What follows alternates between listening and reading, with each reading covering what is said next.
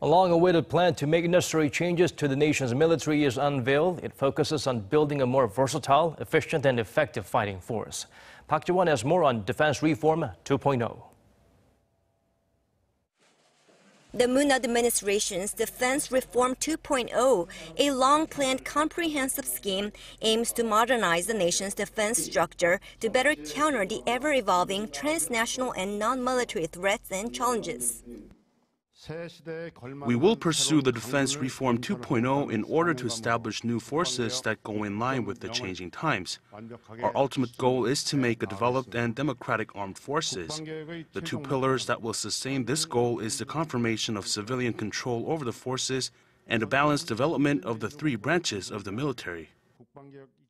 The reform will touch on four main subjects, namely military structure, military management, organizational culture, and military acquisition sector.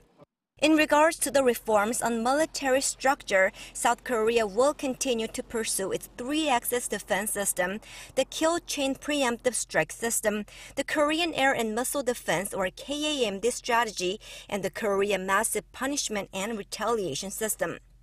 Based on the staunch three-axis system, the South Korean military is aiming to fully prepare for the transfer of wartime operational control from the U.S. in the near future. By 2022, the number of troops will be reduced from the current 620,000 active men and women to 500,000. Secondly, regarding military management, the ministry will shorten the duration of the nation's mandatory military service by 2 or 3 months. Enlistment in the Army, including the Marine Corps, will be shortened to 18 months from the current 21 months. Service in the Navy and Air Force will be reduced to 20 and 22 months respectively.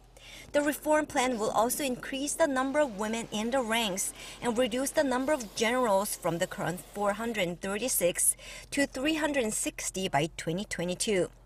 As for the military's organizational culture, the Defense Ministry will introduce a series of measures to enhance the welfare of soldiers, such as increasing the troops' salaries and allowing the use of cell phones at military units. Lastly, the ministry says it will eradicate corruption in matters related to defense acquisition and increase global competitiveness of the military business sector.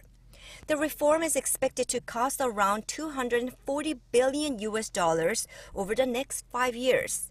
Meanwhile, Defense Minister Song Yang-mu also vowed to strongly pursue reforms at the Embattled Defense Security Command, saying it is his responsibility to successfully carry out the military intel unit's reform. Park Ji-won, Arirang News.